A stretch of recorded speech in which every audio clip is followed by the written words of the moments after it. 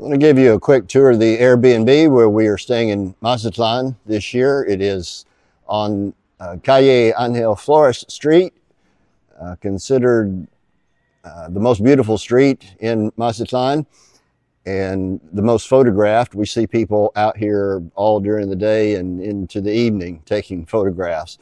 And you walk down this direction, maybe a 3-minute walk, and the ocean. You run into the ocean. So we are still using Airbnb. We have been coming to Mexico, and I know some of the longer term snowbirds down here, a lot of them from Canada, who are staying maybe 6 months, will find a local and rent something and can find a better per night deal. But again, the way that we come for about 5 weeks, it seems like Airbnb works the best. Airbnb is not what it used to be. At the start was individuals who had spaces they were renting out. Now it's become big business. And I know some people had problems with Airbnbs, but we've never really had any trouble. It's worked for us okay. So I was walking past this place a couple of years ago and they were renovating it. I've been told a couple of things. One said that it was an old government building. Someone else said they went to university here. But at any rate, they've renovated it, and I walked by and remember thinking, this would be a nice place to stay if it were ever an Airbnb. Well, sure enough, last year saw this opening, so we reserved the room.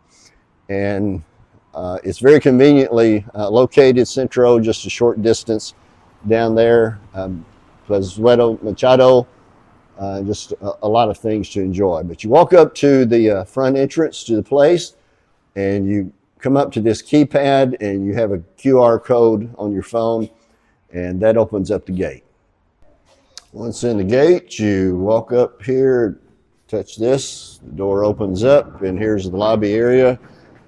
They have some scooters here. There's a second one around somewhere, as well as some bikes that you can use. No extra costs included in the price of the room.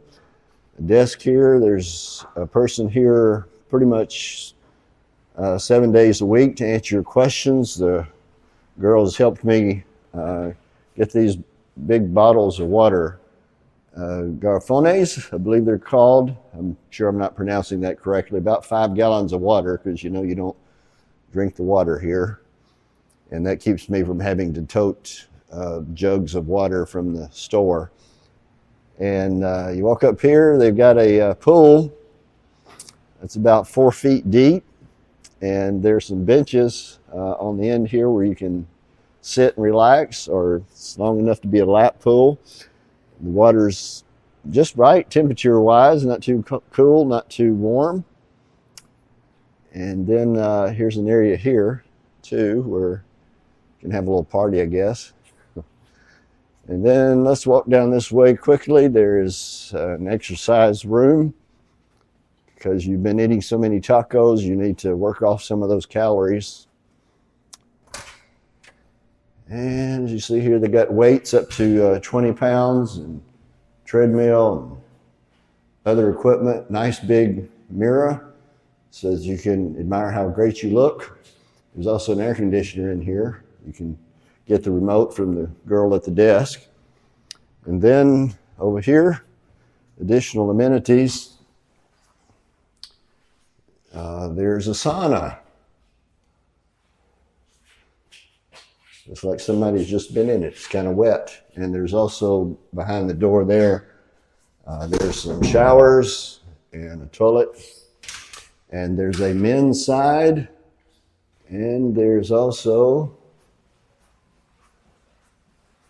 the women's side. Another sauna over here.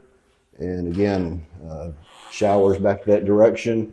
There's a room here also for massages all set up. All you have to do is hire a masseuse and come and have your massage here. The doors to enter the rooms are on the back side of the property, and they have these little key lock boxes where you get your key to enter into the room. And the first thing that you'll notice is there's a very long hallway, having to do, I guess, with what this building was originally. And the first room that you come to is the main bedroom. There's a large bed in here, big window that can be opened up, lots of closet space. And this is the bathroom. Hello. And a nice shower in here with the rain shower. And okay, go back out into the hallway quickly here.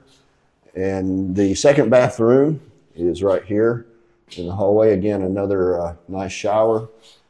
And the water pressure is good, and the hot water doesn't run out, so that's nice.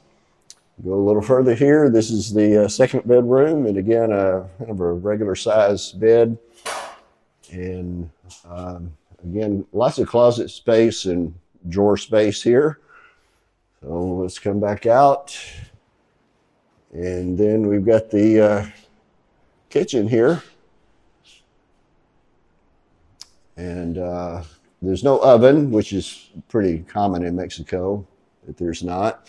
There's a nice blender where I can make my protein shakes, and also a coffee maker, which is good. There've been a couple of Airbnbs we've stayed in Mexico in the past where we've had to go to Walmart and buy a cheap coffee maker because they drink a lot of instant coffee here in Mexico, so they don't see the need for a coffee maker. Of course, a microwave, and there's a decent sized refrigerator. Again, sometimes you get an Airbnb and they've got these really small refrigerators, but it can be a little hard to use. Inside the closet there, I'm not opening it up, there's a washer and dryer. Again, that's good because a lot of places don't have that. Enter into the living area here. Of course, the dining table we use more as a computer desk than anything else. The living room is a large TV here.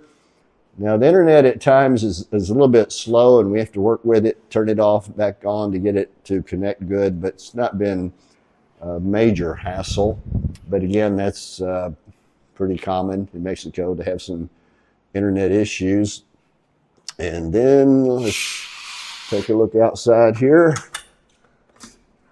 And got a nice patio that opens up overlooking Calle Angel Flores, a place here where you can sit and drink your coffee or have your breakfast in the morning and just kind of look out and enjoy the scenery. So that's the Airbnb. What did it cost us? The total came out to $96 a night. That's all the taxes and fees added in there. And that is more than we've ever paid for an Airbnb. It's not been that long ago that we were paying half that price for a 2-bedroom with a kitchen. But this one does have a lot of extra amenities and nice things about it. And its location is pretty close and convenient to everything. And prices have gone up here like they have everywhere else. But all things considered, it's not a bad price. I don't like paying that much necessarily, but I can only imagine what something like this would cost as close as this is to the ocean back in the United States. I'd hate to venture a guess. Maybe somebody out there knows and would want to put that in the comments. So there it is. Hope you enjoyed the tour.